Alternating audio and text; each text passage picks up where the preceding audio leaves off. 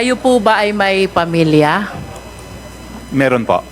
Maaari niyo po bang banggitin ang pangalan ng inyong asawa? Si Myla Roque po. And I understand, Attorney Atty Roque, that your wife, Myla Roque, is likewise a government employee. Do you confirm? Former. She no longer is. She used to be a government employee. Yes, ma'am. May we be enlightened, Attorney Roque? Saan po ba siya nagtrabaho before?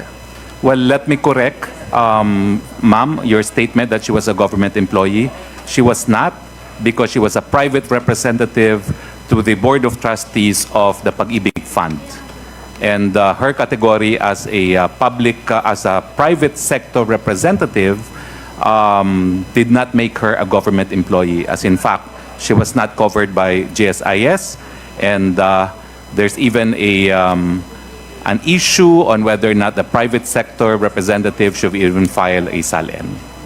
Nevertheless, Attorney Roque, as private representative of Pag-ibig Board of Trustee, what benefits or allowances does she receive? She gets per diem, per hearing. Per diem per hearing. Per meeting, I should Per say, Your meeting. Honor. Yes, And Your may Honor. we be enlightened, kailan po ba siya na-appoint as private representative dito sa Pag-ibig Board of Trustees? If I'm not mistaken, it was around 2017. 2017? If And I'm not mistaken po. when did it end, Attorney Roque? It ended, if I'm not mistaken, 2022 or 23, Your Honor. I cannot remember 2022 exactly. and 2023. And you will agree with me that during the time of the appointment of your wife as private representative of Pag-ibig Board of Trustee, the president was then President Rodrigo Roa Duterte. Yes, Your Honor, Madam, Mr. Chair. How about you, Attorney Roque? Did you get any government appointment during those time?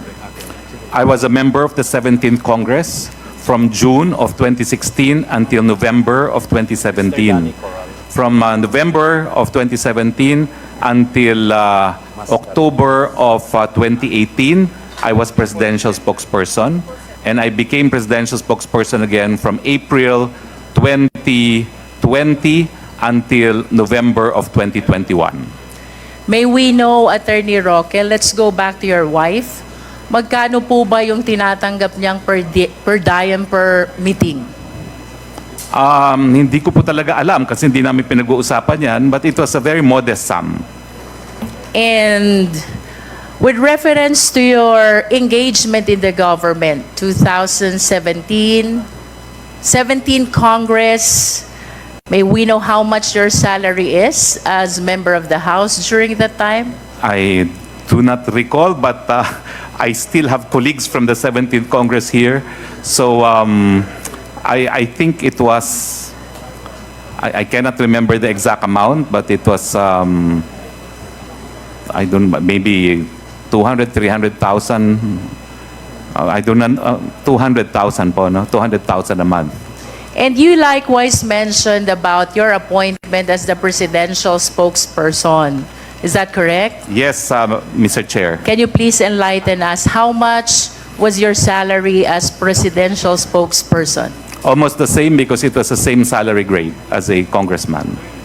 I understand as well, Attorney Roque, that you have children. Yes, Your Honor. May we know the names of your children? The first one is Bianca Jacinta, and the second one is Harrison Jacob. Bianca and Harrison. Does these names of your children have any connection with Biancham? Yes, Mr. Chair. Biancham Holdings and Trading. You confirm? Yes, Madam, Mr. Chair. And can you please enlighten us? When was this holding company incorporated, Attorney Roque? As early as 2015, before there was Pogo, I believe. It was already founded. 2015. Yes, Your Honor. And during that time, can you please enlighten us, sino po ba ang mga incorporators? First, incorporators of Biancham Holdings and Trading. That's myself, my wife, my then law partner Joel Butuyan, Eileen Garcia, and one of my staff lawyers who has since passed, Jarmay Garcia. Can you enlighten us further? Gaano ho ba kalaki ang inyong ownership dito sa Biancham Holdings and Trading, Atty Roque? It differed over the years, Mr. Chair, because it started as a small company. It was amended once, and Mr. Chair, can we please direct our resource speaker to limit his answers to the questions which are being propounded? If Mr. I may Chair. proceed, Mr. Chair, would you confirm, Atty Roque, that at the time of the incorporation of Biancham Holdings and Trading, you were holding 49.96% ownership, while your wife Myla is holding 49.96% ownership? Do you confirm? if that is what appears in records, I confirm that, Mr. Chair, but I do not have a copy of the records before me right now. In other words, Mr. Chair, the remaining 0.8% is the ownership which are being shared by Joel Butuyan, Zarmay Garcia, and Eileen Garcia. And it was mentioned earlier by our resource speaker that all these incorporators were his associates, either in Batuyan and Rael, and in Center Law. Do you confirm? I confirm that, Mr. Chair. It is a family corporation with my close associates as nominal stockholders to complete the 5 shareholders that were then required by the old corporation code. It is no longer required to have 5. How do you describe the nature of this ownership when it is only 0.8% being shared by 3? Because, to my opinion, they are nominal, if not dummy. Your Honor, Mr. Chair, they're not dummies. I think the correct term is they are nominal shareholder. They hold qualifying shares so that we can complete the minimum 5 members of the board and incorporators that was then required by the old corporation code. This no longer representation, required. Mr. Chair, take notice of the answer of the resource speaker. And do you confirm as well that from 2014 to 2020, you were the president of Biancham?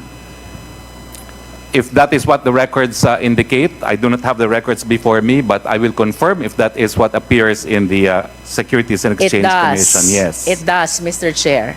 And do you confirm as well that your wife, Myla, was a member of the board of director of Biancham from 2014 to 2020 as well? I confirm that, Mr. Chair, because that is the nature of the 5 incorporators and the requirement of 5 directors as well. And do you confirm as well that as the president, a calibrated lawyer, a prominent personality in the legal circle, of course, it is a common knowledge that yearly the company or the corporation is required to file an audited financial statement? Does our resource speaker confirm? I confirm that, Mr. Chair. Mr. Chair, may I request our Secretariat to please flash in our screen the 2014 Statement of Assets and Liabilities of Biancham.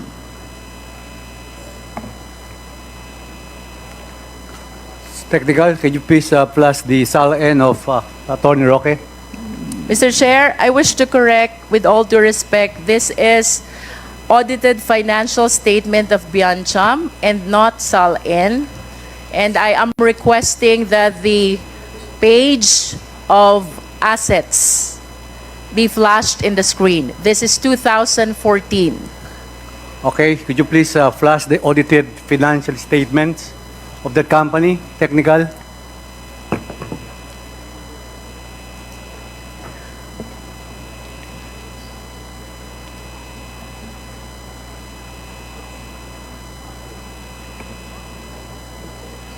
Ginagawa ba yan? Mr. Chair, while we are waiting for the document to be shared to the public, I wish to share that the document discloses cash for 2014 of Biancham in the total amount of 125,300 pesos. And then, Mr. Chair, Okay. I wish to invite as well the attention of the public, especially the Quad, to the 2015 audited financial statement of Biancham. Noticeably, the cash increased from 125,000 from 2014 to 3,125,300 pesos in 2015. I wish to take note, Mr. Chair, 2014 and 2015 were prior to the administration of former President Rodrigo Roa Duterte. Having seen 2014 and 2015 assets of Biancham, kindly flash the 2018 assets of Biancham Holdings. Could you please plus the 2018 audited financial statement of 2018? For the information of the committee, Mr. Chair, from 125,000 in 2014 to 3 million in 2015, the cash or the current assets skyrocketed in 2018 to 67,775,800 pesos. With all due respect, Atty Roque, saan po nanggaling itong napakalaking perang ito? Please enlighten us. Nagbenta po ang pamilya ko ng isang 1.8 hectares na lupa sa multinational village, Parañaque. We sold it to the Velarde Group. In turn, the Velarde Group swapped it to the SM Group. And our 1.8 hectares now is where the SM warehouse is located.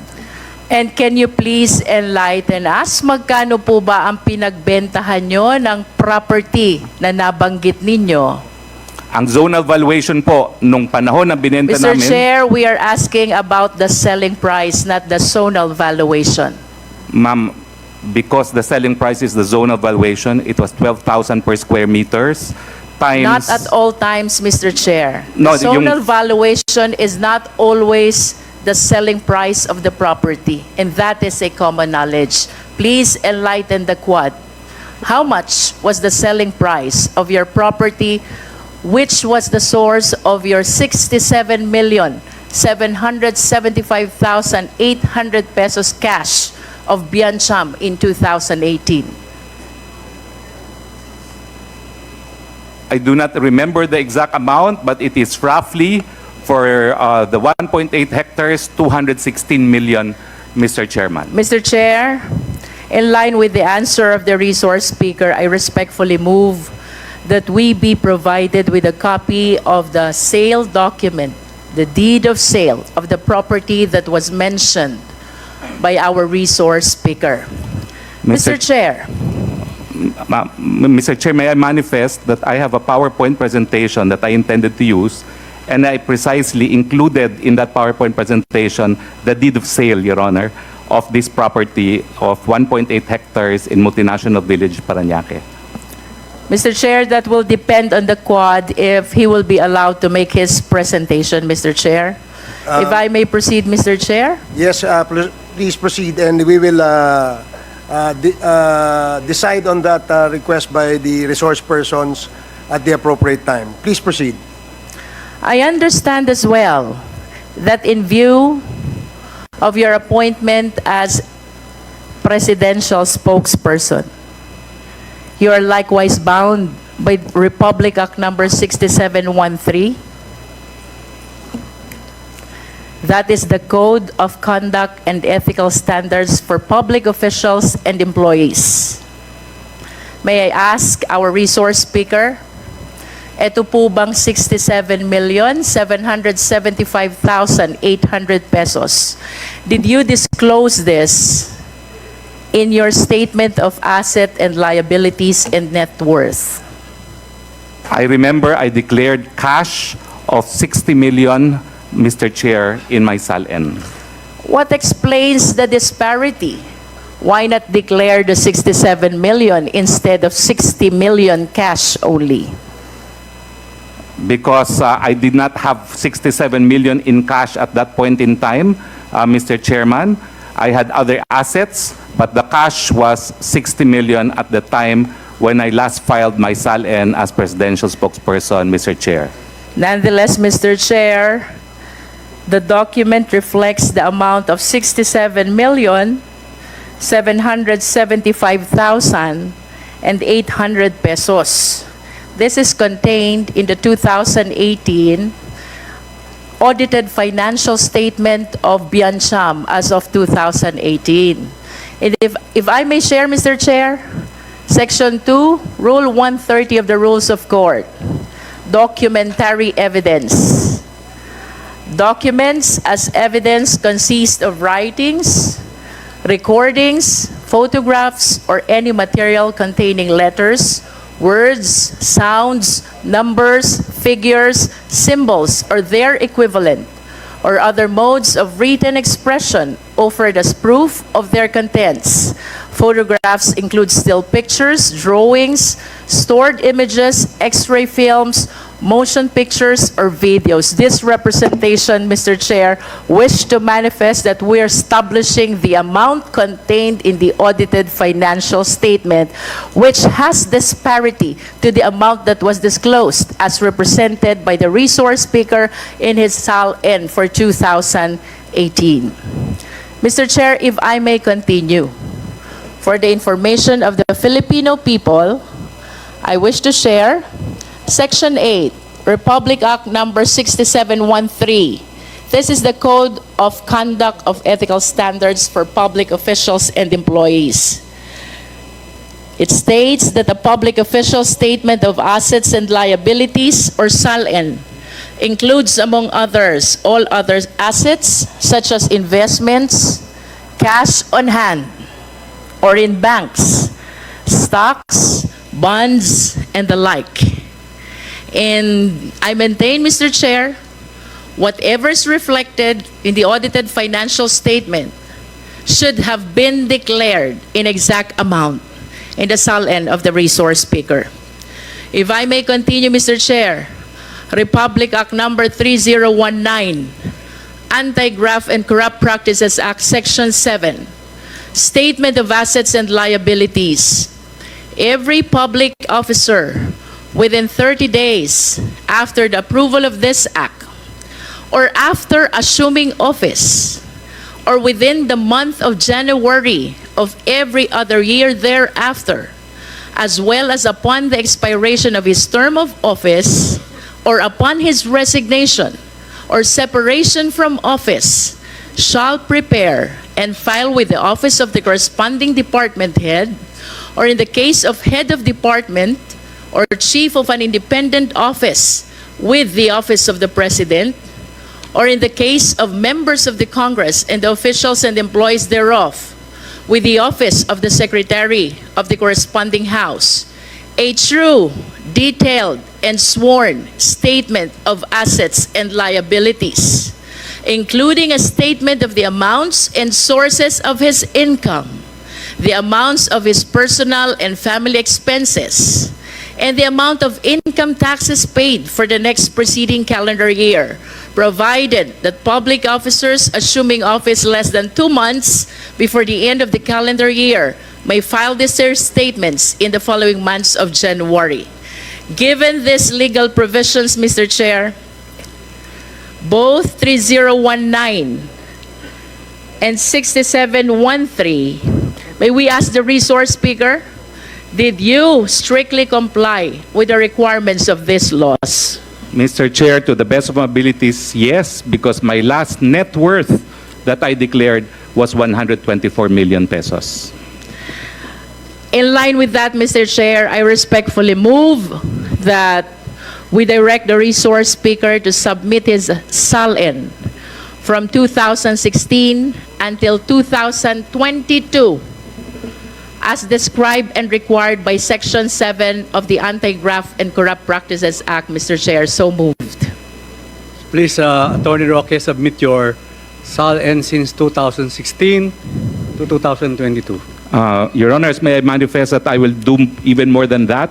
I have asked the House of Representatives to submit my SALN even when I was working as a working law student in this honorable chamber. Mr. I Chair, worked may here we direct our resource way back, speaker Your Honor, 1988. to just answer I'm the preparing question? everything, all my SALNs, Mr. Your Honor. Atty Roque, Mr. please Chairman. answer the question of... I will comply, Your Honor, and will Okay. even submit earlier SALNs which are filed with the House of Representatives. Congresswoman Chairman. Luistro.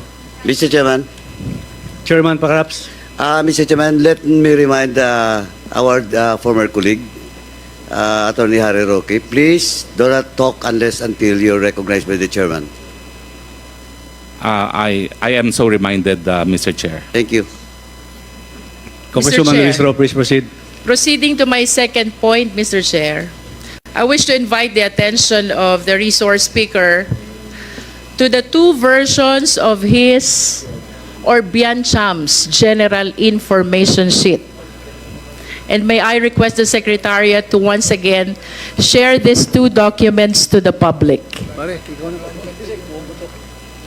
We have one GIS. This is dated March 2, 2020. And another GIS dated October 21, 2020.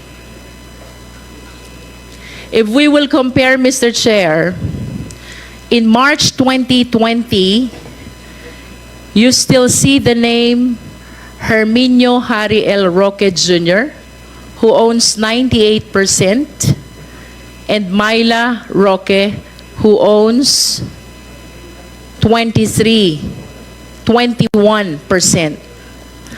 However, Mr. Chair, with the GIS of Biancham in October 2020,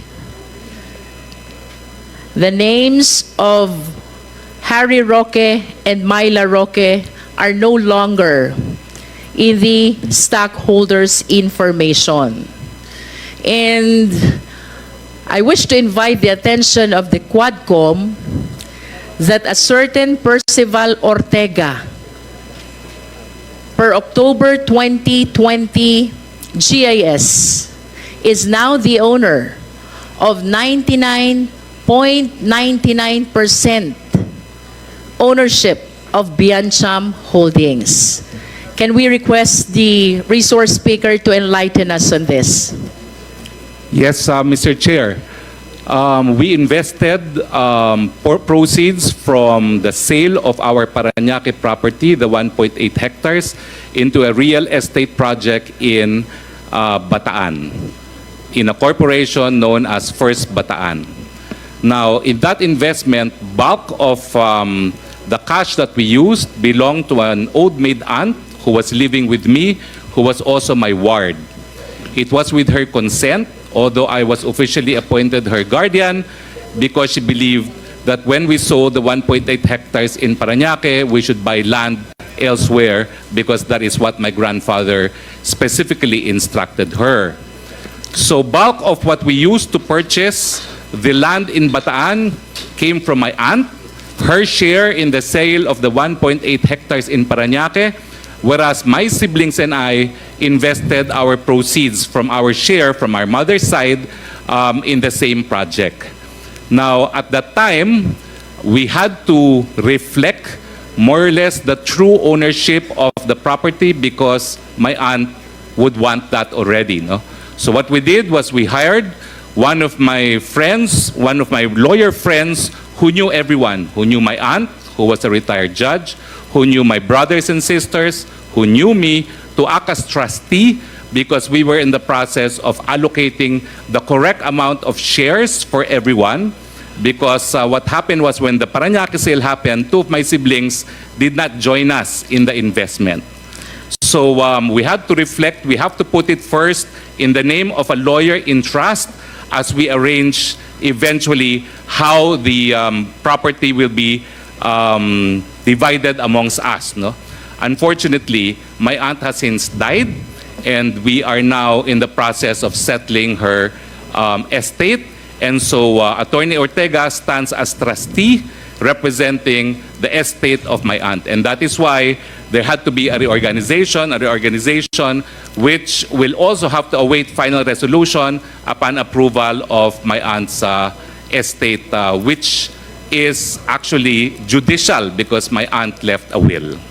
Mr. Chair, I wish to invite the attention of our resource speaker to these two documents, notwithstanding the fact that there was a trust agreement between Percival Ortega and Attorney Atty Roque, notwithstanding the fact about the agreement among the family.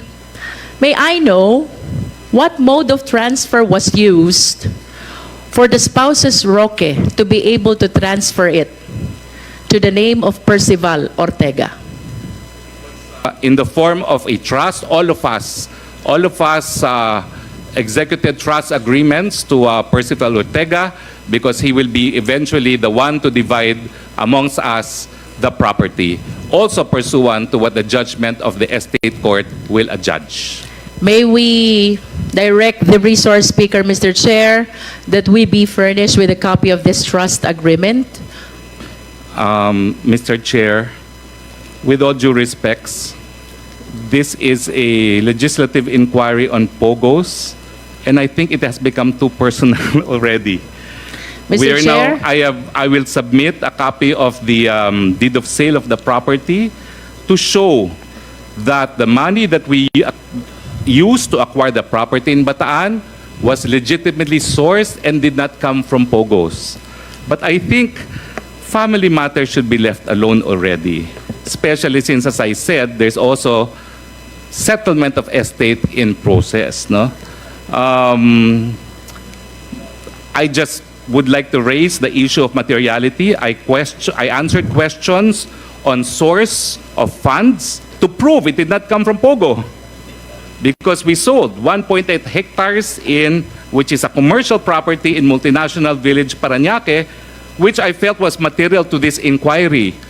But to inquire now even on family trust affairs, I think it's too much already. I think I have shared what the committee should know, that we had funds to acquire the land and legitimately sourced through a sale transaction which is duly documented, and I will submit a copy of the said document, including also a copy of the zone evaluation in the area to indicate at least minimum price by which we sold the 1.8 hectares. With all due respects, Mr. Chair.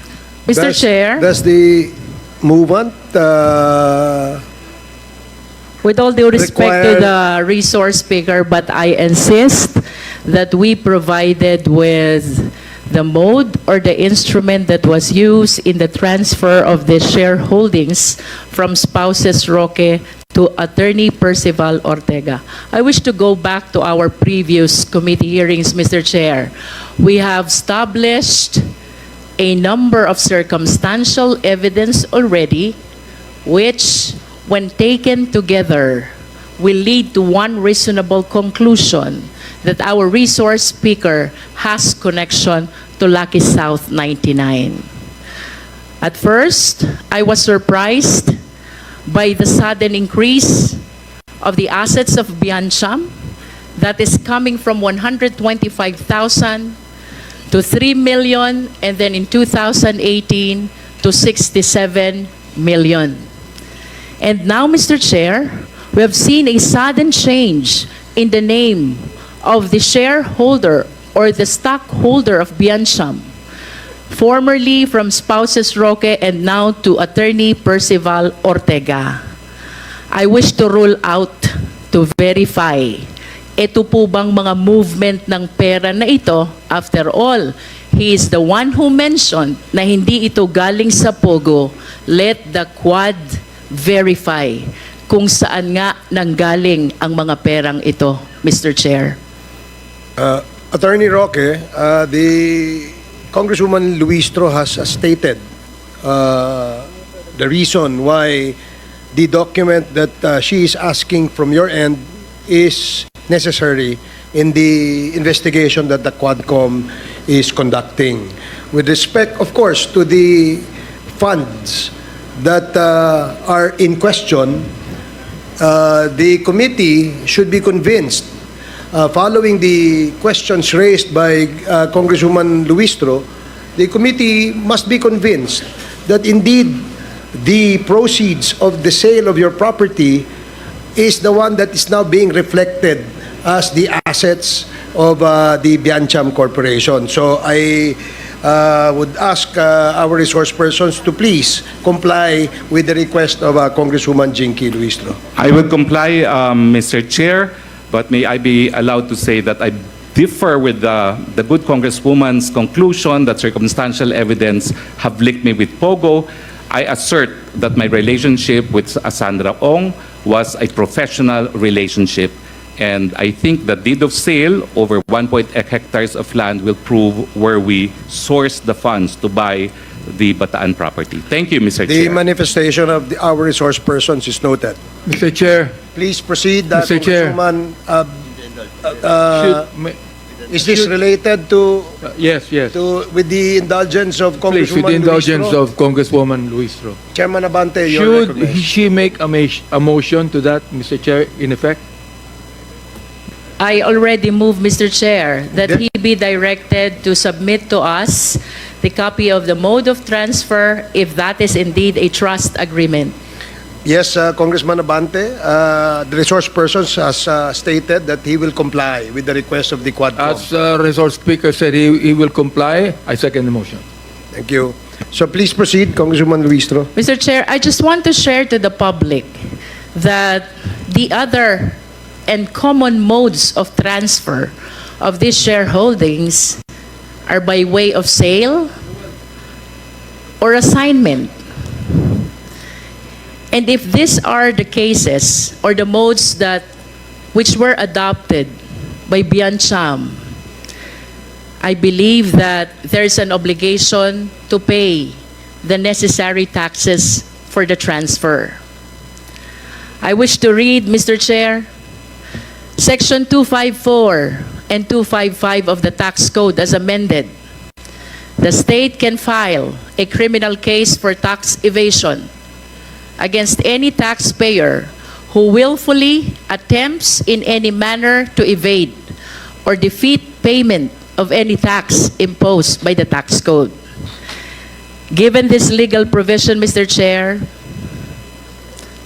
I wish to move, or may I move as well, that we direct the resource speaker to submit his income tax return for 2018 declared in 2019. Mr. Chair, so moved. There is a motion that the resource person submit a copy of his income tax return for the period 2018. The supposed income was generated 2018, but I believe, Mr. Chair, that by practice it will be disclosed by 2019 income tax return, filed in 2019. There is a motion, as clearly stated by Congresswoman Jinky Luistro, to require the resource person to submit income tax return on the period covered. Is there Mr. Chair? a second? Mr. Chair, may I inquire? Because the sale of real estate... Mr. Chair, Yes, Congressman Akop. I think we have a motion to settle Okay. before this resource person can speak. Yes, Your Honor. Okay. We will first dispose of the motion and then we will allow Congressman Attorney Atty Roque to speak. So there is a motion clearly stated earlier by Congresswoman Jinky Luistro, duly seconded. Are there any objections? Hearing none, the motion is carried. The resource person is required to submit to the committee the documents being asked by Congresswoman Jinky Luistro. Yes. Now, Attorney Harry Roque, you're recognized. Thank you, Mr. Chair. I just wanted to manifest that as far as the sale of the real estate is concerned, it will not be reflected in my income tax because it is subject to final tax. So I will submit the final tax paid for the transaction, Mr. Chair, because at this point, my income tax will be irrelevant to the increase of my assets because it was by reason of sale of real estate subject to final tax. Thank you, Mr. Chair. Thank you, Attorney Harry Roque. Does that satisfy? This representation takes note of his manifestation, but this representation maintains as well the submission of the ITR declared in 2019. Okay, so the resource person has learned that the requirement of Congresswoman Luistro is the income tax return of 2020. Okay, thank you. No further question for the moment, Mr. Chair.